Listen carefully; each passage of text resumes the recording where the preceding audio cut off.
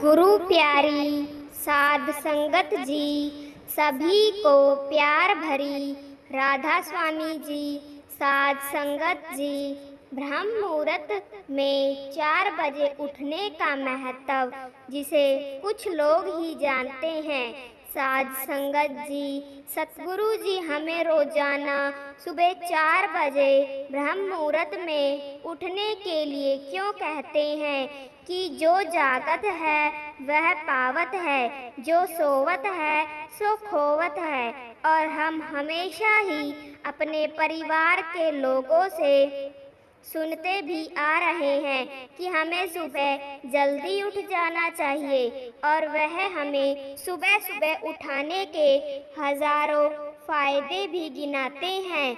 मगर हमारी जो नई पीढ़ी है यह तो देर रात तक जागने और देर तक सोने को बड़ा ही अच्छा समझती है, क्योंकि जो हमारे माता पिता हमें सुबह जल्दी उठाने के बारे में बताते हैं तो उसके पीछे बहुत ही बड़ा विज्ञान छुपा हुआ है, और यह विज्ञान उन्हें उनके पूर्वजों ने सिखाया था और वह अब हमें सिखा रहे हैं। सुबह 4 बजे के समय को ब्रह्म मुहूर्त का समय भी कहा जाता है, और इस समय हमारा दिमाग, प्रकृति और वातावरण बहुत ही सकारात्मक रूप से सक्रिय होते हैं। इस समय में जो भी प्रार्थना या ध्यान किया जाता है उससे हमें सफलता मिलती है। इसीलिए आइए आपको एक कथा सुनाते हैं। इसमें आपको बताएंगे कि ब्रह्म मुहूर्त में उठने का महत्व जानकर कैसे पूरा जीवन ही बदल गया। इस कहानी में ब्रह्म मुहूर्त के महत्व के साथ हम आपको एक ऐसी ध्यान की विधि बताने जा रहे हैं जिसको अगर कोई 21 दिन अपना लेता है तो फिर वह अपने सपनों को साकार कर सकता है। उसको ब्रह्मांड की शक्तियों की विशेष मदद मिलने लगती है। इसके साथ वह व्यक्ति अपने आप को स्थिर कर सकता है और बुद्धिमान बन जाता है। तो चलो कथा शुरू करते हैं। एक समय की बात है, एक गांव में एक लड़का रहता था। वह लड़का अच्छा था, मगर उसकी एक आदत बहुत खराब थी कि वह सुबह देर तक सोता रहता था, और उसके परिवार वालों ने उसे उठाने की लाखों बार कोशिश की, मगर उस पर कोई असर नहीं हुआ। वह लड़का कभी भी 9 बजे से पहले नहीं उठता था। जब वह बालक था तो परिवार वालों ने सोचा कि जब यह बड़ा हो जाएगा तो इसकी आदत में सुधार हो जाएगा। मगर वह लड़का जैसे जैसे बड़ा होता गया तो उसकी यह आदत और भी गहरी होती गई। वह लड़का कभी भी जल्दी नहीं उठता था। उसके पिता उसके इस आदत से बहुत ही ज़्यादा परेशान रहने लगे थे। उस लड़के को ढेरों नकारात्मक शक्तियों ने घेर लिया था। जब उसे कोई कुछ कहता तो वह सभी को पलटकर जवाब देता था, और वह पूरा दिन ही उदास रहता था, और इसका असर उसके स्वास्थ्य पर भी पड़ रहा था। और जब उस लड़के को इस बात का पता लगा कि उसके सभी मित्र सफलता को प्राप्त कर रहे हैं तो फिर वह और भी ज़्यादा दुखी रहने लगा और परमात्मा को कोसने लगा। वह बार बार यही कहता कि मेरी तो किस्मत ही खराब है। उसके पिता यह सब कुछ अच्छी तरह से जानते थे कि इस लड़के के असफल होने के पीछे क्या कारण है। फिर एक दिन की बात है कि उसके पिता को एक संत महात्मा के बारे में पता चला, और फिर अपने बेटे की समस्या को लेकर वह तुरंत ही उन संत महात्मा के पास पहुंच गए। फिर पिता ने संत महात्मा को प्रणाम किया और बड़े ही विस्तार से अपने बेटे की आदतों के बारे में बताया। यह सब कुछ सुनने के बाद महात्मा ने कहा कि आप कल अपने बेटे को इस आश्रम में आने के लिए कहें। फिर पिता अपने घर की ओर चल पड़े और उनको पता था कि अगर वह सीधे तरीके से महात्मा से मिलने के लिए बेटे को कहेंगे तो वह कभी भी तैयार नहीं होगा। और फिर उसने अपने बेटे को अपने पास बुलाकर कहा कि बेटा, तुम्हारे सभी मित्र ही जीवन में सफलता प्राप्त कर रहे हैं, क्या तुम भी अपने मित्रों की तरह सफल नहीं होना चाहते? फिर लड़का बोला, क्यों नहीं पिताजी, मैं भी मेरे मित्रों की तरह सफल होना चाहता हूँ, लेकिन जब भी मैं अपने मित्रों में उनकी सफलता का राज पूछता हूँ तो वह मुझे कुछ भी नहीं बताते हैं। फिर पिता ने कहा, बेटा, मुझे इस रहस्य के बारे में पता चल गया है। फिर लड़के ने बड़ी ही उत्सुकता के साथ कहा, क्या पता चला है पिताजी? फिर पिताजी ने कहा, कल तुम्हें संत महात्मा से जाकर आश्रम में मिलना है। अगर तुम वहां पर सही समय पर पहुंच गए तो फिर वह संत महात्मा तुम्हें ऐसा मंत्र बताएंगे जिससे तुम सफलता को हासिल कर लोगे। मगर एक समस्या है। फिर लड़का बोला, क्या समस्या है? फिर पिता ने कहा, जब तक तुम सोकर उठोगे तब तक तो संत महात्मा से मिलने का समय समाप्त हो जाएगा। फिर लड़का बोला, पिताजी, मैं कल पूरी रात ही जगा रहूंगा और सुबह जाकर संत महात्मा से मिलकर आऊंगा। फिर पिता ने कहा, ठीक है बेटा, सदैव उसे महात्मा की आज्ञा में रहना। पिता की बातें सुनकर वह लड़का बहुत उत्सुक हुआ और अपने जीवन में पहली बार वह लड़का सारी रात जागता रहा, लेकिन कुछ समय में उसे नींद आ गई और फिर वह सो गया। अगली सुबह जब वह उठा तो उसे पता लगा कि महात्मा से मिलने का समय समाप्त हो चुका था। फिर पिता ने लड़के की तरफ देखा और कहा, तुम जीवन में कभी भी सफल नहीं हो सकते, जाओ और जाकर सो जाओ। अपने पिता की यह बात सुनकर उस लड़के को बहुत दुख हुआ और फिर उसने मन ही मन में खुद को चुनौती दी कि कल सुबह वह संत महात्मा से आश्रम में मिलने जरूर जाएगा। फिर उसने अपने हाथ में एक छोरे से एक घाव बना लिया और दर्द के कारण उसे सारी रात नींद नहीं आई। यह पहला अवसर था जब उसने अपने जीवन में सूर्योदय देखा।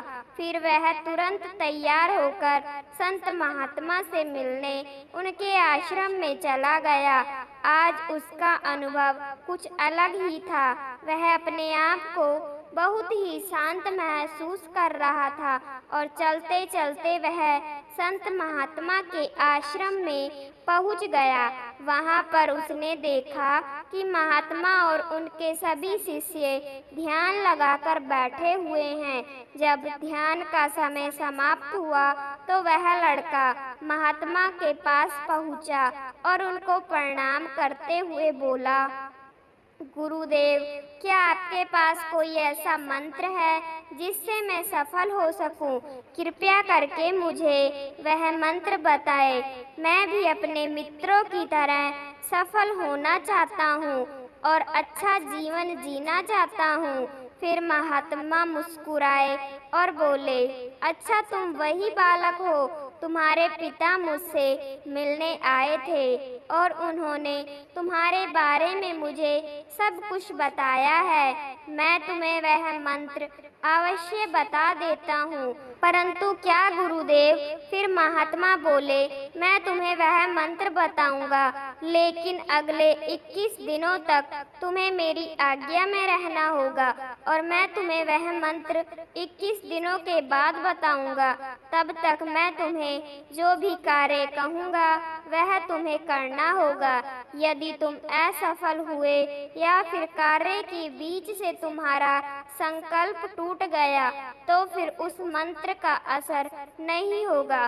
फिर दृढ़ निश्चय है के साथ उस लड़के ने कहा, गुरुदेव, मुझे आपकी सभी आज्ञा स्वीकार है। मैं अगले 21 दिनों के लिए आपका दास हूँ। आप जो भी कहेंगे मैं वही करूँगा। मुझे केवल उस मंत्र के बारे में जानना है। फिर महात्मा ने कहा, ठीक है, कल से तुम्हारा कार्य शुरू होगा और तुम इसी आश्रम में निवास करोगे। फिर वह लड़का आश्रम में रहने के लिए तैयार हो गया। महात्मा ने कहा, यहाँ रहते हुए तुम्हें सुबह ब्रह्म मुहूर्त में उठना होगा और दूसरे शिष्यों की तरह ध्यान और तप करना होगा। साथ ही आश्रम के कार्य में भी सहायता करनी होगी। ध्यान रखना कि यह संकल्प टूटना नहीं चाहिए। फिर वह लड़का महात्मा की बातों से सहमत हो गया और अगले दिन से उसने कार्य के दिन की शुरुआत की। इस बार लड़का इतना दृढ़ निश्चय था, परंतु 1 सप्ताह बीतने के बाद ही उसका संकल्प टूट गया और वह 8वें दिन देर तक सोता रहा। फिर वह रोते हुए महात्मा के पास पहुंचा और कहा, हे गुरुदेव, मेरा संकल्प टूट गया है और अब मैं जीवन में कभी भी सफल नहीं हो सकता। फिर महात्मा ने उसे समझाते हुए कहा, एक बार फिर से शुरुआत करो, फिर से संकल्प करो। फिर लड़के ने महात्मा से प्रश्न किया, हे गुरुदेव, सुबह उठना इतना ज़रूरी क्यों होता है और यहाँ पर सभी लोग इतनी जल्दी क्यों उठ जाते हैं? फिर महात्मा ने लड़के को समझाते हुए कहा, सुबह जल्दी ब्रह्म मुहूर्त में उठने के पीछे बहुत बड़ा विज्ञान छुपा हुआ है। फिर लड़के ने कहा, कृपया करके मुझे वह विज्ञान बताएं। फिर महात्मा ने कहा कि रात्रि को 4 पहर में बांटा गया है। पहला रुद्र काल, जिसका समय 6 बजे से लेकर शाम 9 बजे तक होता है। दूसरा राक्षस काल, जिसका समय 9 बजे से लेकर 12 बजे तक होता है। तीसरा गंधर्व काल, जिसका समय रात्रि 12 बजे से लेकर 13 बजे तक होता है। और सबसे अंत में जो पहर आता है उसे मनोहर काल कहते हैं और इस समय को ब्रह्म मुहूर्त और अमृत वेले के नाम से भी जाना जाता है। इसका समय 3 बजे से लेकर सुबह 6 बजे तक होता है और यह वह समय होता है जिससे पूरे संसार की नकारात्मक शक्तियाँ निष्क्रिय अवस्था में होती है और सकारात्मक शक्तियाँ सक्रिय होती है। ब्रह्म अर्थात देव मुहूर्त अर्थात समय। ब्रह्म मुहूर्त का अर्थ देवों का समय होता है। इस समय में देव धरती पर विचरण कर रहे होते हैं और जागृत मनुष्य पर उनका बड़ा ही सकारात्मक प्रभाव पड़ता है, क्योंकि ब्रह्म मुहूर्त ऐसा समय होता है जिसमें मनुष्य का दिमाग बिल्कुल ही खाली होता है। इसमें किसी भी प्रकार के कोई विचार नहीं होते और फिर जब इस समय में व्यक्ति पुस्तक खोलकर पाठ का अध्ययन करता है तो उसे सब कुछ जल्दी से याद हो जाता है और यह लंबे समय तक याद रहता है। यह ऐसा समय है जिसमें हम ज्ञान को समझने का प्रयास करते हैं। इस कारण आश्रम के सभी शिष्य और संसार में बहुत से ज्ञानी लोग ब्रह्म मुहूर्त में ही उठ जाते हैं। प्राचीन काल में रोशनी का कोई स्रोत ना होने के कारण लोग अपने दिन का समापन सूर्य अस्त के साथ और आरंभ सूर्य उदय के साथ करते थे। यह एक तरीका है जिससे मानव जीवन जीवन प्रकृति के साथ तालमेल बनाकर चलता है। फिर उस लड़के ने कहा, ठीक है गुरुदेव, मैं कल से अपना संकल्प फिर से शुरू करता हूँ, किंतु गुरुदेव मुझे ब्रह्म मुहूर्त में उठकर क्या करना चाहिए? फिर महात्मा बोले, मैं तुम्हें बताता हूँ कि ब्रह्म मुहूर्त में क्या और कैसे करना चाहिए। सबसे पहले उठकर अपनी हथेलियों की तरफ देखो और परमात्मा का धन्यवाद करो कि उन्होंने तुम्हें आज का सूर्य उदय देखने का मौका दिया है। इसके बाद नित्य कर्म और स्नान करो, क्योंकि स्नान करने से शरीर ही नहीं मन की शुद्धता भी बढ़ती है। स्नान करने के बाद ध्यान की प्रक्रिया होती है। ब्रह्म मुहूर्त की ध्यान प्रक्रिया की अवधि 21 दिन तक होती है। इस विधि का उपयोग तब किया जाता है जब आप अपनी कोई मनोकामना की पूर्ति चाहते हो। यह ऐसा समय होता है जब व्यक्ति अपने आज्ञा चक्र को सक्रिय करने पर काम करता है। आज्ञा चक्र यानी हमारा माथा, दोनों भुवों के बीच का भाग, इसे संकल्प का स्थान भी कहा जाता है। अगर ध्यान इस चक्र पर केंद्रित किया जाए और अपनी मनोकामना को बार बार दोहराया जाए तो केवल 21 दिनों के अंदर वह पूर्ण हो जाती है।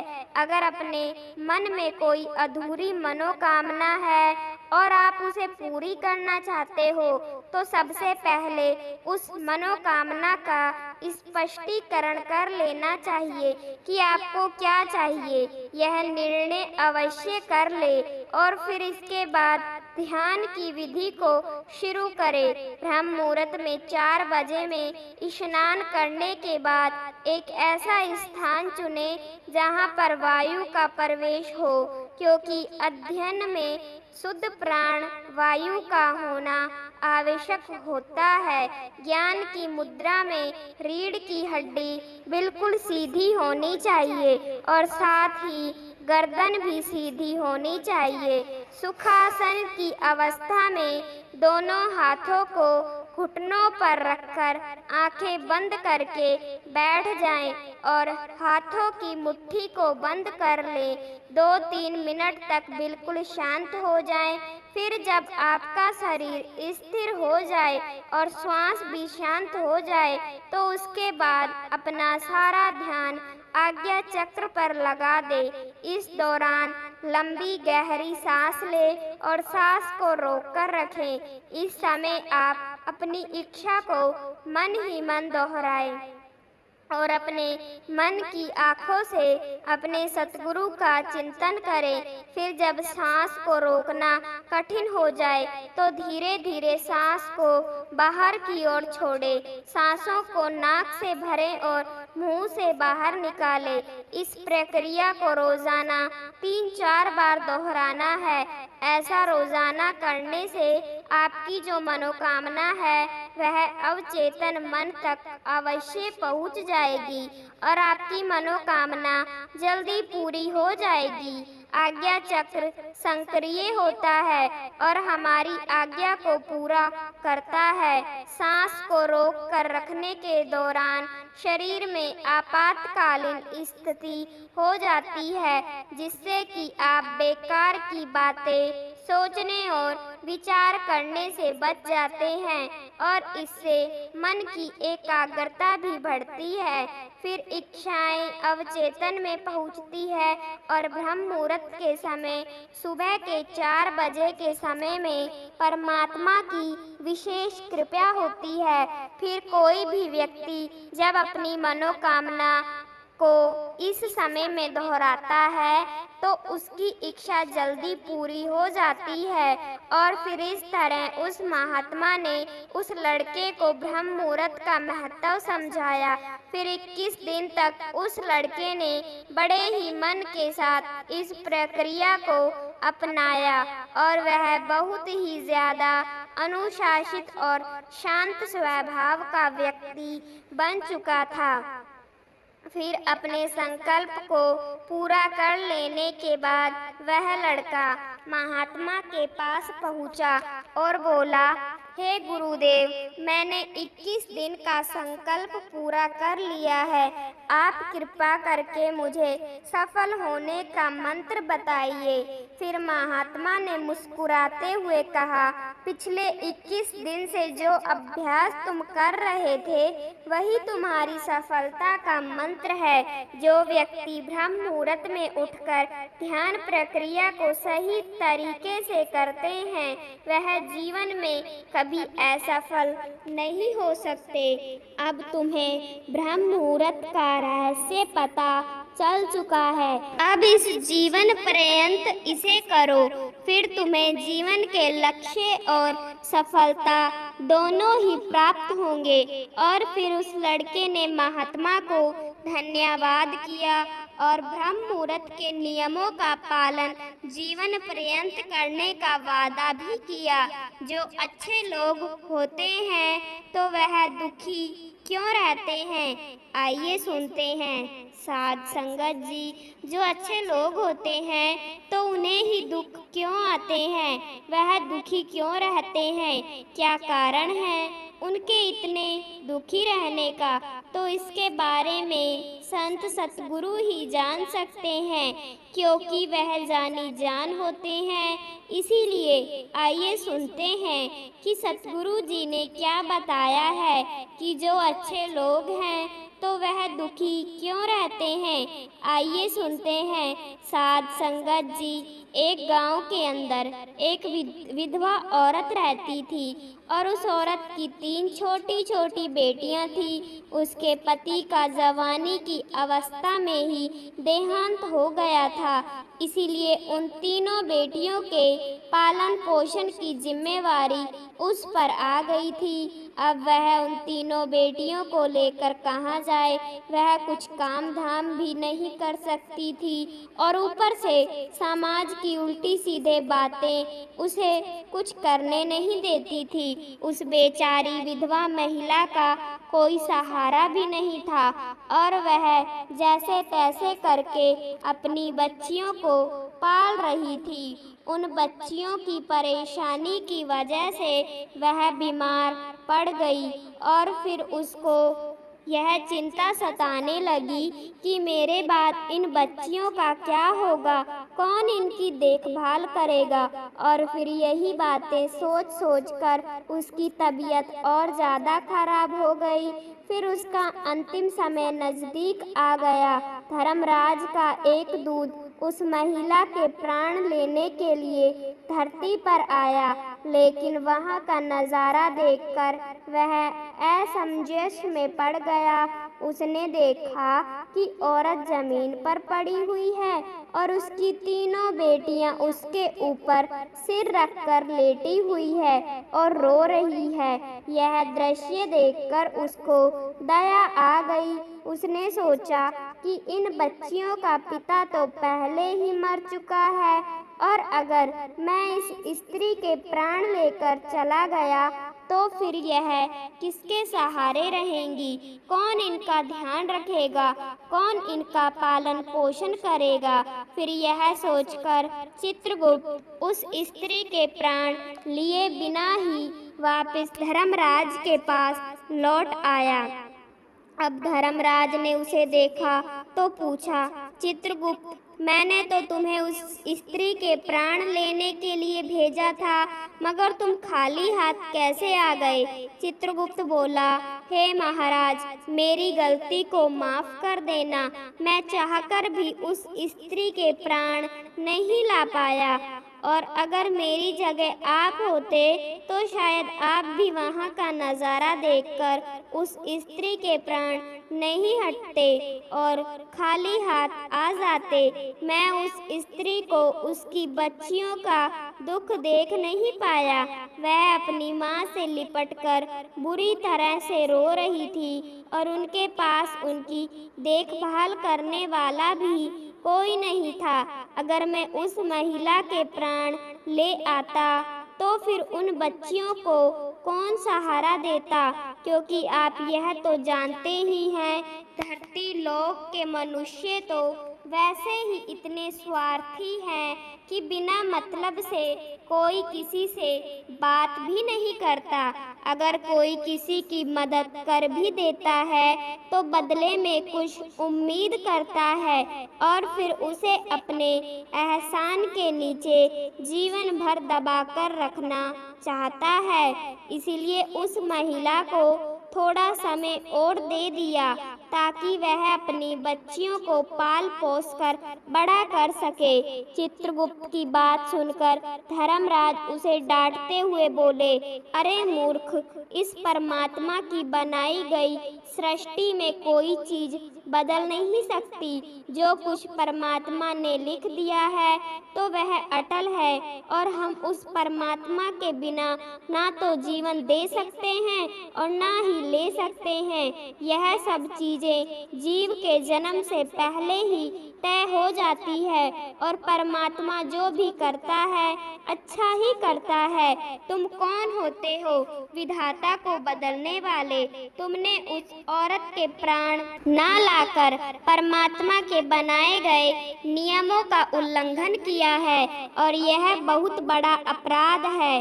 तुम इसकी सजा मिलेगी और वह सजा यह है कि जिस मनुष्य के मोह में आकर तुमने यह गुनाह किया है तो तुम्हें पृथ्वी पर जाकर सजा भोगनी होगी। चित्रगुप्त ने कहा, हे महाराज, मेरी सजा कब पूरी होगी और मैं कब यहाँ वापस लौटकर आऊँगा? यह सब कैसे होगा?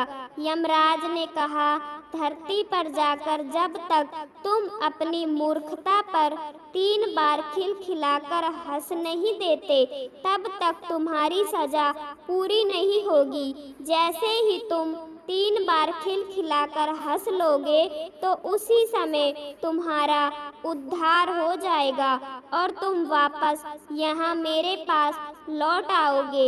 यह कहकर धर्मराज ने उसे धरती पर धकेल दिया और वह धरती लोक में मनुष्य शरीर में पहुँच चुका था। उसके शरीर के ऊपर कोई वस्त्र नहीं थे और वह बेहोशी की हालत में सड़क के ऊपर पड़ा हुआ था। उसकी यह हालत इसीलिए हुई थी क्योंकि उसने मनुष्य जन्म लिया था और जब भी कोई मनुष्य जन्म लेता है तो वह निवस्त्र होता है। वह सड़क के एक किनारे पर पड़ा हुआ ठंड से कांप रहा था। तभी वहां से एक मोची गुजर रहा था। वह मोची अपने बच्चों के लिए सर्दियों के कपड़े लेने के लिए शहर जा रहा था। जब उसने ठंड से कांपते हुए चित्रगुप्त को देखा तो उसे दया आ गई। उसने अपने बच्चों के कपड़े लाने के लिए जो पैसे रखे थे उन्हीं पैसों से वह चित्रगुप्त के लिए कपड़े और कंबल खरीद कर ले आया और लाकर चित्रगुप्त को दे दिए। फिर चित्रगुप्त ने कपड़े लेकर कहा, आपने मेरे ऊपर बहुत बड़ा एहसान किया है, लेकिन यहाँ पर मेरा ना तो कोई घर है, ना ही मेरा परिवार है, ना ही कोई जीविका का साधन है। मोची ने कहा, तुम मेरे साथ मेरे घर में चलो, मैं तुम्हारा सारा खर्च उठा लूँगा। और फिर मोची चित्रगुप्त को लेकर अपने घर पहुँचा। उधर मोची की पत्नी ने देखा कि मेरा पति तो बच्चों के लिए कपड़े लेने के लिए गया था, पर यह कपड़े तो लेकर आया नहीं, उल्टा एक व्यक्ति को साथ में लेकर आ गया है। वह मोची से झगड़ने लगी और उसे बुरा भला कहने लगी। यह देखकर चित्रगुप्त बहुत जोर जोर से हंसने लगा। फिर मोची ने पूछा, अरे भाई, तुम हंस क्यों रहे हो? ऐसा क्या देख लिया तुमने? चित्रगुप्त ने कहा, मेरी हंसी का रहस्य मैं आपको अभी नहीं बता सकता, जब समय आएगा तो मैं खुद आपको बता दूंगा। फिर चित्रगुप्त मोची के घर में रहने लगा और कुछ ही दिनों में उसने मोची का सारा काम सीख लिया। चित्रगुप्त के द्वारा बनाए गए चप्पल और जूते खूब बिकते थे और कुछ ही दिनों में मोची धनवान बन गया। दूर दूर तक उसके बनाए हुए जूते मशहूर हो गए थे। यहाँ तक कि राजा भी उससे जूते बनवाने लगे थे। जब से चित्रगुप्त मोची के घर आया था तो मोची की किस्मत ही चमक गई थी। उसके घर में धन की कोई कमी नहीं रही थी, सब कुछ अच्छा चलने लगा। फिर एक दिन राजा का एक सैनिक चमड़ा लेकर उस मोची के पास आया और कहने लगा कि हमारे महाराज का यह हुक्म है कि उनके लिए इसी चमड़े से जूता बनाया जाए, मगर याद रखना कि यह चमड़ा बहुत ही कीमती है, इसीलिए अच्छी तरह से इसकी एक जोड़ी जूता बना दो। चमड़ा खराब नहीं होना चाहिए और यह ध्यान रहे कि जूते इसी चमड़े के ही बनने चाहिए और गलती से भी इसकी चप्पल मत बना देना। फिर राजा का सैनिक चमड़ा देकर चला गया।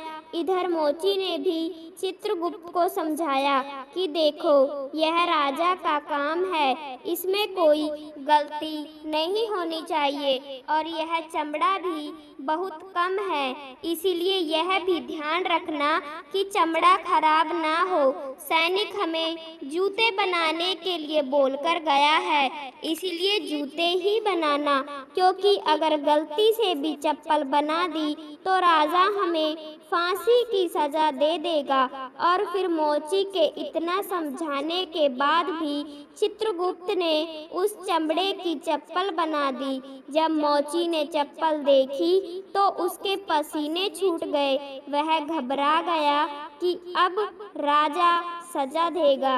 वह गुस्से में चित्रगुप्त को डांटने लगा और यहाँ तक कि एक डंडा उठाकर उसने उसके पीछे मारने के लिए दौड़ा। मोची ने कहा, अरे मूर्ख, तुझे कितना समझाया था जूते बनाना, लेकिन फिर भी तुमने चप्पल बना दी। अब राजा हमें नहीं छोड़ेगा, मैं भी मरूंगा और साथ में तू भी मरेगा। मोची को इस हालत में देख चित्रगुप्त खिलखिलाकर हंसने लगा। मोची ने जब उसे हंसते देखा तो कहा, अरे मूर्ख, एक तो काम बिगाड़ दिया और ऊपर से हंस रहे हो।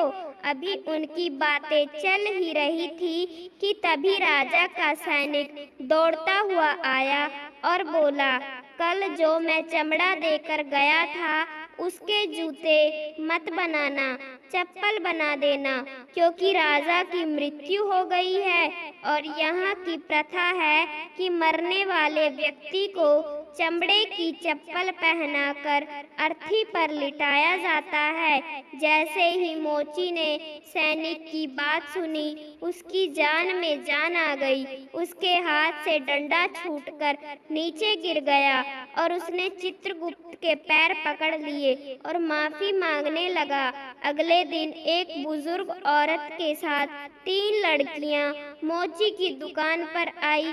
उनकी शादी होने वाली थी और वह तीनों अपने लिए जूतों का नाप देने के लिए आई थी। चित्रगुप्त ने उन तीनों लड़कियों को पहचान लिया कि यह वही लड़कियां हैं जिनकी मां को ना ले जाने के कारण आज मैं अपने किए की सजा भुगत रहा हूँ। यह लड़कियां अब काफी बड़ी हो गई है।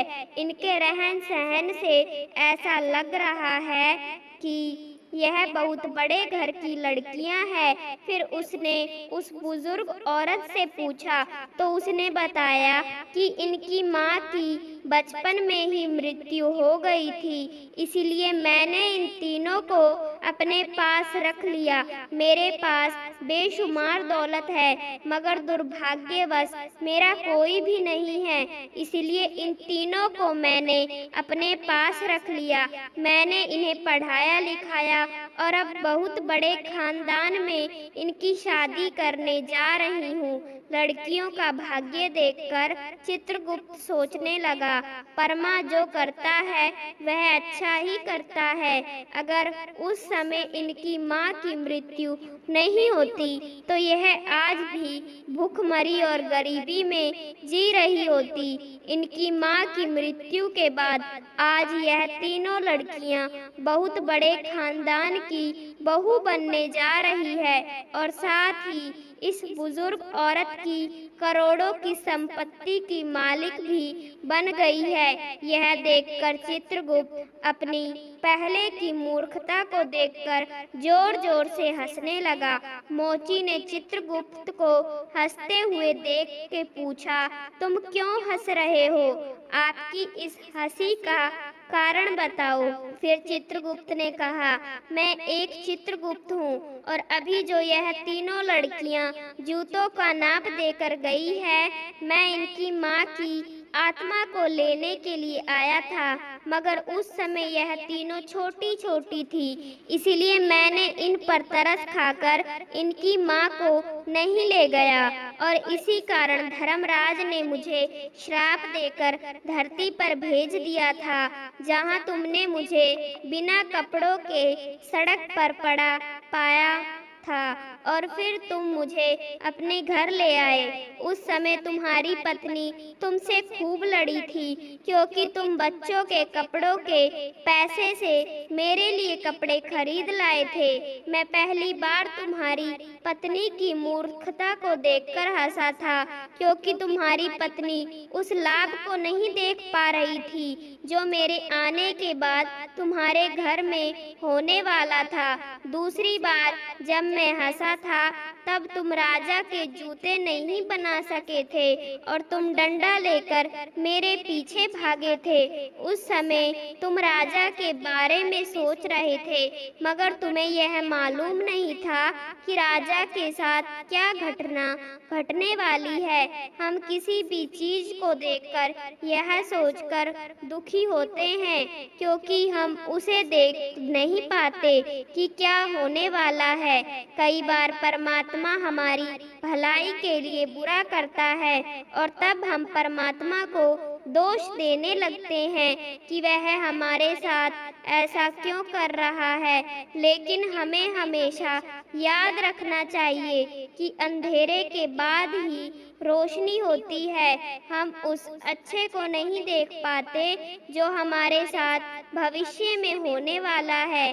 कई बार हमारे साथ वर्तमान में अच्छा होता है तो हम बहुत खुश होते हैं, मगर हम यह नहीं देख पाते कि भविष्य में क्या होने वाला है। हमारे साथ हमेशा दो तरह की घटना होती है, अच्छी या बुरी, लेकिन हमें हमेशा यह सोचना चाहिए कि परमात्मा जो करेगा अच्छा ही करेगा। यही सोचकर हमें आगे बढ़ना चाहिए। अच्छे लोग दुखी इसीलिए रहते हैं ताकि उनके साथ अच्छा हो सके। दूसरा कारण यह है कि अच्छे लोग परमात्मा से जुड़े रहते हैं। उन्हें पता है कि परमात्मा जो करता है वह अच्छा ही करता है, इसीलिए वह परमात्मा से जुड़े रहते हैं। अंत में चित्रगुप्त मोची को सब कुछ समझाकर वापस धर्मराज के पास अपने लोक में चला गया। साध संगत जी, इन संकेतों से पता चलता है कि आपका आज्ञा चक्र जागृत होने वाला है। साध संगत जी, आइए जानते हैं उन संकेतों के बारे में जिनसे पता चलता है कि आपका आज्ञा चक्र जागृत हो चुका है। जो लोग पूजा पाठ करते हैं तो फिर धीरे धीरे एक समय ऐसा भी आता है जब यह संकेत उनको दिखना शुरू हो जाते हैं और उनको पता नहीं चलता कि उनके साथ क्या क्या हो रहा है। कुछ लोग तो डर भी जाते हैं, क्योंकि उनको यह पता नहीं चलता कि उनका आज्ञा चक्र जागृत हो चुका है। उनके पास सकारात्मक शक्तियाँ आती है और उनको पता नहीं होता कि उनको कैसे इस्तेमाल करना है और आगे क्या करना होता है।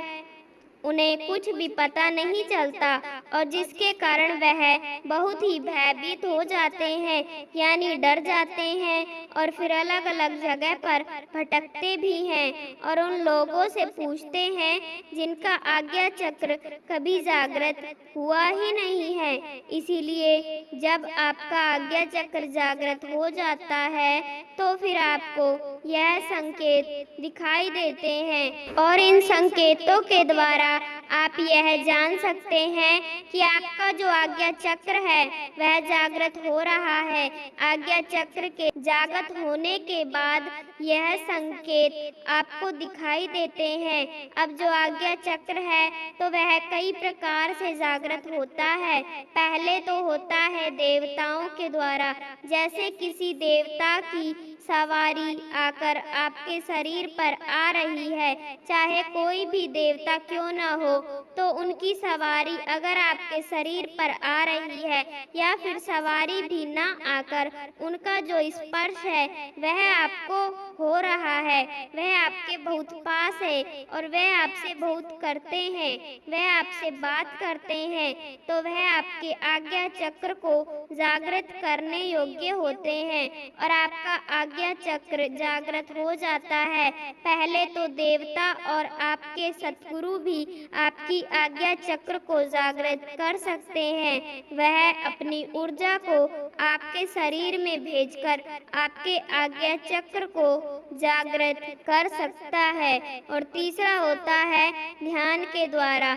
जब आप ध्यान करना शुरू करते हो तो फिर एक ऐसी अवस्था आती है कि जिस अवस्था में आपको यह संकेत मिलने शुरू हो जाते हैं कि आपका आज्ञा चक्र जागृत हो रहा है और फिर उन संकेतों को समझने के बाद आप आगे बढ़ना शुरू कर देते हैं। आप अध्यात्म की तरफ बढ़ना शुरू कर देते हैं और फिर अध्यात्म की तरफ आपका मार्ग बनता चला जाता है और फिर आपको यह समझ में आ जाता है कि आज्ञा चक्र जागृत होने के बाद आपको क्या करना चाहिए। इसीलिए ध्यान से सुनना ताकि आपको सब कुछ अच्छी तरह से समझ में आ जाए। तो सबसे पहला संकेत होता है जब आपका आज्ञा चक्र जागृत होता है तो यह होता है कि आपके माथे पर एक खिंचाव होना शुरू हो जाता है। आपके माथे पर आपको ऐसा महसूस होता है जैसे आपके माथे पर हरदम कोई खिंचाव सा हो रहा है, हरदम यही महसूस होता है। और फिर चाहे आप लेट रहे हो या उठ रहे हो, हल्का हल्का दर्द सा आपको महसूस होता है। जब आपका आज्ञा चक्र जागृत हो रहा होता है, इसी संकेत से पता चलता है कि आपका आज्ञा चक्र जागृत होने वाला है, क्योंकि जब माथे पर खिंचाव होता है तो फिर आपका आज्ञा चक्र जागृत होने की कगार पर होता है। और दूसरा संकेत यह है जब आपको अपने माथे पर लगे कि जैसे चींटियां चल रही है, तो यह संकेत भी आज्ञा चक्र के जागृत होने का होता है, क्योंकि जिनका आज्ञा चक्र जागृत हो जाता है उन्हें दिव्य दृष्टि प्राप्त हो जाती है। जैसे कि आपने भगवान शिव को देखा ही होगा, उनके माथे पर त्रिनेत्र होता है और ऐसे ही सभी मनुष्यों के माथे पर एक त्रिनेत्र होता है, मगर वह दिखाई नहीं देता है क्योंकि वह आध्यात्मिक होता है और उसके खोलने के लिए आपको ध्यान साधना करनी पड़ती है और आपको सतगुरु की शरण लेनी पड़ती है, वक्त के सतगुरु से नाम दान लेकर। मगर अगर आप उनका ध्यान करते हैं, सिमरन भजन करते हैं, नाम की भक्ति करते हैं, तो आप फिर आज्ञा चक्र को खोल सकते हैं। तो दूसरा संकेत है कि माथे पर चींटियां चलना शुरू होता है। तीसरा संकेत होता है कि आपको नींद बहुत कम आती है, आपकी नींद, आपकी आँखें जो है तो वह ब्रह्म मुहूर्त में खुल जाती है, 3 से 5 के बीच में खुल जाती है और फिर आपको नींद नहीं आती, तो यह संकेत भी आज्ञा चक्र के जागृत होने का होता है। और अगला संकेत है कि अगर आज्ञा चक्र पर आपको कुछ दिखाई दे, जब आप ध्यान करते हैं, नाम की भक्ति करते हैं, तो फिर उस समय अगर आपको एक ज्योति दिखाई देती है, जैसे दीपक की ज्योति होती है, वह सफ़ेद प्रकार की होती है और वह ज्योति आपको बहुत बड़ी दिखाई देती है। जैसे दीपक की ज्योति छोटी होती है तो वह बहुत बड़ी दिखाई देती है, बहुत बड़ी सफ़ेद ज्योति आपको दिखाई देती है, तो यह संकेत आज्ञा चक्र है के जागृत होने के होते हैं। और अगला संकेत होता है कि अगर आपको आंखें बंद करने के बाद उजाला दिखाई देता है, जैसे कि हमने आपको ज्योति के बारे में बताया, जब आप आंखें बंद करके ध्यान में बैठेंगे तो आपको उजाला दिखाई देगा। कई लोग तो कई बार डर भी जाते हैं कि ऐसा क्यों हो गया, और यह इसीलिए होता है क्योंकि आपका आज्ञा चक्र जागृत हो जाता है। आज्ञा चक्र जागृत होने के बाद आपको उजाला दिखाई देता है और साथ में ही आपको सूक्ष्म जगत की चीजें भी दिखाई देनी शुरू हो जाती है। सूक्ष्म जगत में जाने के बाद आपको प्रेत दिखाई देंगे और कई जगह आपको अन्य जुगन के जो लोग हैं या देवता हैं तो उनके दर्शन होना आपको शुरू हो जाएंगे जब आपका आज्ञा चक्र जागृत होगा, क्योंकि सूक्ष्म चीजों को जो देखने की शक्ति है तो वह केवल आज्ञा चक्र के जागृत होने पर ही आपको प्राप्त होती है। साथ ही शक्तियों को आप अनुभव कर सकते हैं। जो शक्तियां हैं तो उनको आप महसूस कर पाएंगे, उनको देख पाएंगे, उनको स्पर्श कर पाएंगे, यानी कि आपको महसूस होगा कि जैसे आप जब मीठा खाते हैं, जैसे चीनी गुड़, तो उनकी मिठास को हम महसूस कर सकते हैं। आग को महसूस कर सकते हैं कि वह गर्म है, पानी को महसूस कर सकते हैं कि वह ठंडा है। तो उसी प्रकार से शक्तियों को महसूस करने की क्षमता आपको बहुत ज़्यादा विकसित हो जाएगी। तो यह संकेत आपके आज्ञा चक्र जागृत होने के होते हैं और साथ ही आपको कुछ ऐसी चीज़ें भी दिखाई देनी शुरू हो जाएंगी जो कि इस संसार में घटने वाली है, यानी कि वह चीज़ें जो घटित होने वाली है, भविष्य से जुड़ी कुछ चीज़ों आपको दिखाई देने शुरू हो जाएंगी। तो यह संकेत भी आज्ञा चक्र जागृत होने का होता है। और अगर आपको यह संकेत दिखाई देते हैं तो फिर आप समझ जाएं कि आपका आज्ञा चक्र जागृत होने वाला है, क्योंकि इन संकेतों के द्वारा ही आपको पता चलता है। और फिर जब आप इन संकेतों को जान लेते हैं तो फिर आपको डर नहीं लगता है और फिर उसके बाद आप ध्यान के माध्यम से ध्यान को और बढ़ाना शुरू कर देते हैं, यानी उस चीज़ों को आप बढ़ाना शुरू कर देते हैं। इसीलिए ध्यान करना बहुत ही ज़रूरी है, इसीलिए आपको ध्यान जरूरी करना है। इस समय पर आपके शरीर पर बहुत फर्क पड़ता है, इसलिए अपने खाने पर भी विशेष रूप से ध्यान दें और इस समय पर अपने विचारों का भी बहुत प्रभाव पड़ता है और आपके बोलने का भी बहुत प्रभाव पड़ता है, क्योंकि जब आज्ञा चक्र जागृत होता है तो फिर आपको आत्मज्ञान होना शुरू हो जाता है और अपने मुख से निकला हर एक शब्द सत्य होने लगता है। इसीलिए इस समय पर आपको सोच समझ कर ही बोलना चाहिए, क्योंकि जब आप बोलते हैं तो फिर आपके पुण्य काम हो जाते हैं, क्योंकि आपको जो पुण्य है वह उस कार्य को करने में लग जाते हैं। जैसे एक उदाहरण के तौर पर आपने देखा होगा कि जब आप किसी को गाली गलौज करते हैं तो फिर वह आपको बद्दुआ देता है और कहते हैं कि बद्दुआ और श्राप असर करते हैं। इसी तरह आपको दिया गया आशीर्वाद भी कार्य करता है, क्योंकि जो आशीर्वाद देता है तो उसके अकाउंट से पुण्य कट जाते हैं और वह आशीर्वाद उस व्यक्ति के फलने फूलने का कार्य करता है।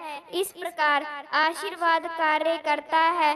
तो उसी तरीके से आपके मुख से निकला हुआ कोई भी शब्द जो भी आप अपने मुख से बोलते हैं, इसीलिए आपको सोच समझकर ही बोलना चाहिए। किसी को भी गलत नहीं बोलना चाहिए, किसी को भी अपशब्द नहीं बोलना चाहिए जिससे कि उसका अनिष्ट होने की संभावना हो, क्योंकि आप उसको बदल नहीं सकते हैं। आपके मुख से निकला हर एक शब्द राम बाण की तरह होता है, इसलिए इस चीज का विशेष रूप से ध्यान रखना चाहिए। अपने मुख से कभी भी किसी के लिए अपशब्द ना बोले, ताकि आप किसी प्रकार की दिक्कत सामने वाले व्यक्ति को झेलनी पड़े। और आज्ञा चक्र जागृत होने के बाद जिस प्रकार भी आज्ञा चक्र जागृत हुआ है तो फिर उसको और आगे बढ़ाते चले जाएं। और इसके लिए आपको सतगुरु की ज़रूरत होती है, क्योंकि यह बिना सतगुरु के और बिना सतगुरु के द्वारा दिए गए नाम के संभव नहीं हो सकता है, क्योंकि सतगुरु के बताए गए मार्ग के अनुसार ही आप सही तरीके से चल सकते हैं, क्योंकि सतगुरु हमें सही रास्ता दिखाते हैं। और जब आपका आज्ञा चक्र जागृत हो जाता है तो फिर आप अपने को हल्का महसूस करने लग जाते हैं। और जब आप ध्यान करते हैं तो आपको ऐसा लगता है कि जैसे आप ऊपर की ओर उठ रहे हो और आपको बहुत हल्का महसूस होता है, क्योंकि आप पर जो वजन था वह हट जाता है और आप अपने आप को बहुत ही शांत महसूस करते हैं। आपका मन बिल्कुल शांत महसूस करता है और आपको कोई भी चीज़ बहुत जल्दी याद आ जाती है। तो यह सब उसी समय में होता है। इसलिए जब भी आपका आज्ञा चक्र जागृत हो तो उस समय आप अपना ध्यान रखें, अपने शरीर का ध्यान रखें। अगर कोई बदलाव नहीं आता है तो फिर आप पहले से ही तैयार हो जाएं। तो यह सभी संकेत जब आपके अपने अंदर दिखाई देने लग जाएं तो आप समझ जाएं कि आपका आज्ञा चक्र जागृत होने वाला है। साध संगत जी, आज की साखी यहीं समाप्त होती है। ऐसे ही रूहानी साखियाँ और सत्संग सुनने के लिए चैनल को सब्सक्राइब जरूर करें जी, और कमेंट में राधा